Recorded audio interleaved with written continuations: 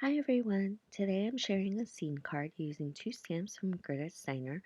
One is an older stamp set called Valentine Penguins, and the second set is a newer stamp set called Tangled Penguin.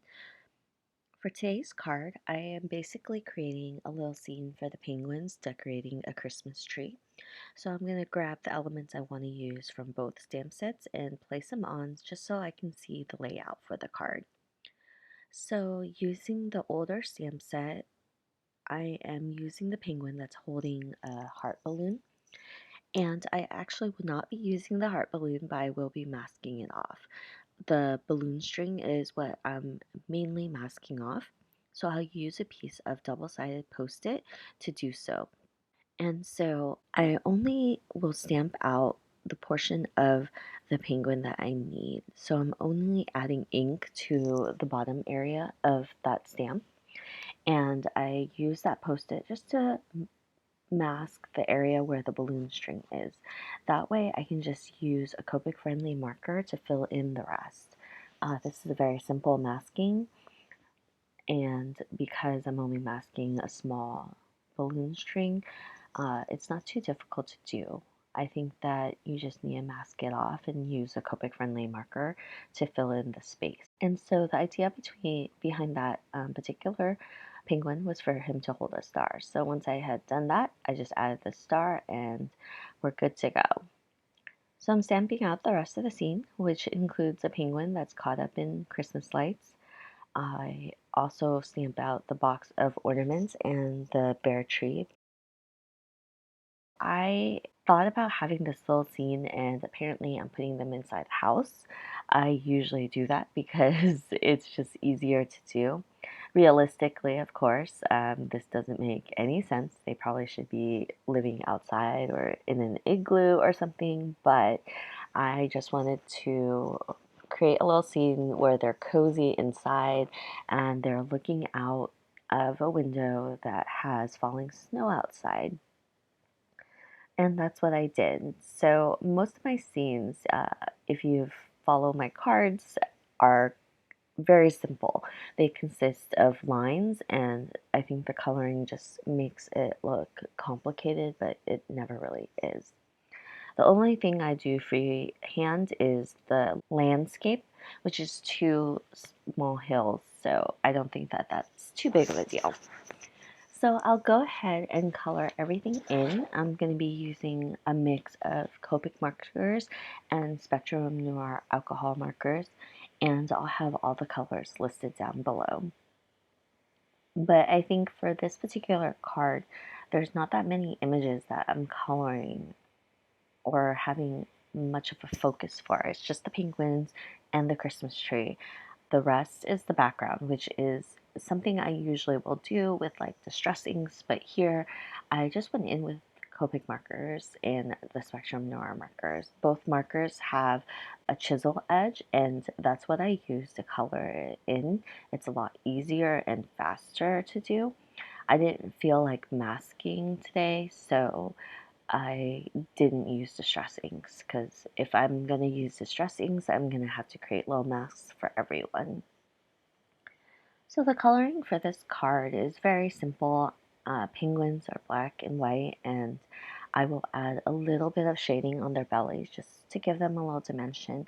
And sometimes I find that it's really hard to see that dimension in a video, but when you look at the finished product, you can tell. They do look a little gray now, but once you add color around them, it does end up looking white. And the trick for the white belly part is to leave white space and just shade around the edges, and that's really helped me add dimension to white objects. So for the parts of the house, I'm doing a wood grain, and so I'm just using colors and adding little texture lines, and there's no method to the madness. It's just little lines, and then I'll add additional color on top on the edges to make it look rounded, like rounded wood pieces, and continue to add the little wood grain texture in it. I really like that this technique helps me create multiple scenes. Generally, if you add wood grain to any like planks and um, wooden areas, it gives that texture and makes it look more realistic. And I think that it's something that makes the eye pop, and it's something that's just really noticeable to the scene and just adds a little bit of texture. As you'll see that this card doesn't really have too much going on. I do kind of look back and I wonder if I should like add some lines to the ground or add some lines to the wall, but I don't. It's just it's colored in solidly. So I'm gonna go ahead and color the rest of the elements. And I think that this scene is really cute. I know that it's a little early to be making Christmas cards. It's not even Thanksgiving yet, but I really enjoy the holiday cards, especially because I have so many holiday sets that I haven't used yet. And I'm pretty sure that if you're in this card making hobby, you have a lot of stamp sets for the holidays that you only can use around the holidays. So I'm trying to use a lot more, and I was thinking about creating kind of like a holiday series just to focus around stamp sets that just like we collage don't use, and because I really want to be able to show you guys like what I'm doing with all these sets I have. It gets to a point where I feel like I have too much, and I do declutter very often, but I still have so many holiday stamp sets that I've recently kind of halted on buying any more. But it's really difficult when you see sets that you really want and then you buy them and you have all these ideas, but then you never really get to them. So hopefully I'm gonna follow through and create a few holiday videos to share before Christmas so you guys can get some ideas from that and be inspired, because when I see other people create holiday cards, it kind of makes me want to do them too. I just haven't had much time because I've kind of stepped away from doing the videos because I had to focus on work and focus on my personal life, and so it's been a little hard to balance everything. I've been recently, at least, I've been creating for myself because I found that I've hit a creative slump when I don't. And so I've been creating cards because I want to, not because I was required to for like design teams or anything, but I've been trying to make cards because I want to, and pulling out the sets that I bought because I had an idea and I had a reason why I purchased them. So let me get back to the card really quick. For the outside, I added this light cool shadow Copic color. I believe it's BG10, which is a cool shadow. And I did that for the top of the hills only because I want it to appear white.